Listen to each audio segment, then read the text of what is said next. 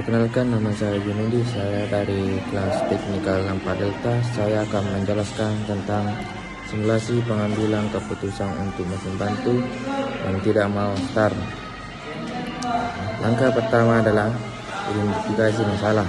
Pertama, kita perlu mengidentifikasi mengapa mesin bantu tidak mau start. Apakah ada indikator kesalahan? Apakah ada suara atau bau yang tidak biasa? Apakah ada pesan kesalahan yang ditampilkan? Catat semua observasi. Langkah kedua, periksa hal-hal sederhana. Sebelum kita masuk ke solusi yang lebih rumit, periksa hal-hal sederhana ini. 1. Sumber daya. Pastikan mesin terhubung dengan sumber daya listrik yang cukup. Periksa kabel daya listrik yang cukup. Periksa kabel daya dan colokan. 2. Saklar. Pastikan saklar daya mesin dalam posisi on. 3.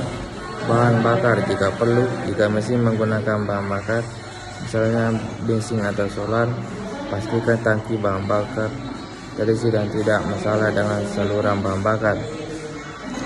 Langkah ketiga, diagnos lebih lanjut jika masalah berlanjut.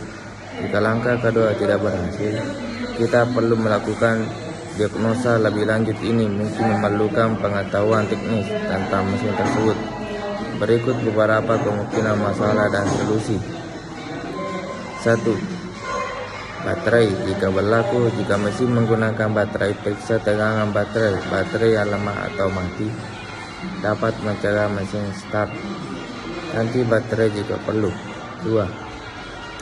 Sistem pengertian. Jika berlaku masalah dengan sistem pengertian seperti busi, kabel busi, atau koil pengertian, dapat mencegah mesin start. Periksa dan ganti komponen yang rusak jika perlu. 3. Sistem bahan bakar. Jika perlu, masalah dengan sistem bahan bakar seperti filter bahan bakar yang tersumbat, pompa bahan bakar yang rusak, atau injektor bahan bakar yang tersumbat, dapat mencegah mesin start. Periksa dan bersihkan atau ganti komponen yang rusak jika perlu. 4. Jika kelistrikan, periksa kabel dan koneksi listrik untuk memastikan tidak ada yang longgar, rusak, atau terputus. 5. Komponen mekanik. Ada kemungkinan masalah pada komponen mekanik mesin seperti starter motor atau bel. Ini memerlukan pemeriksaan oleh teknisi yang berpengalaman. Langkah keempat, dokumentasi dan pelaporan. Setelah melakukan diagnosa dan perbaikan, dokumentasikan semua langkah yang diambil termasuk masalah yang ditemukan dan solusi yang diterapkan. Ini akan membantu dalam pemecahan masalah di masa mendatang. Laporkan masalah dan solusi kepada atas atau pihak yang berwenang. Langkah kelima adalah pencegahan. Untuk mencegah masalah serupa di masa mendatang, lakukan perawatan rutin pada mesin bantu, termasuk pemeriksaan dan pembersihan secara berkala. Ikut jadwal perawatan yang direkomendasikan oleh perbaikan.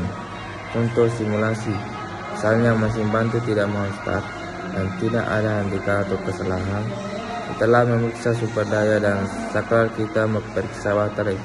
Ternyata baterai lemah, kita mengganti baterai dengan mesin pump start. Kita mendokumentasikan masalah baterai lemah dan solusi pergantian baterai.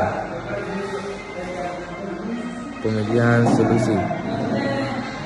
Berdasarkan hipotensi yang akan mencoba solusi berikut secara sistematis. Periksa sumber listrik, pastikan aliran listrik lancar. Periksa kabel skrin dan stop kontak jika perlu, gunakan alat pengukur tegangan. 2. Periksa bahan bakar oli, periksa level bahan bakar oli jika perlu, isi ulang.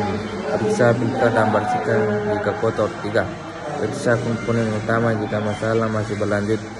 Saya akan memeriksa komponen-komponen utama seperti busi, karburator jika ada. 4.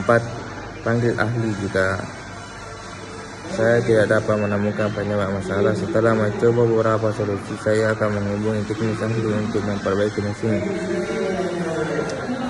prioritaskan keselamatan selalu diutamakan. Jika ada indikasi kerusakan serius bau terbakar, percikan api, saya akan segera matikan mesin dan menghubungi teknis ahli. Sekian yang saya dapat bisa jelaskan. Sekian dan terima kasih.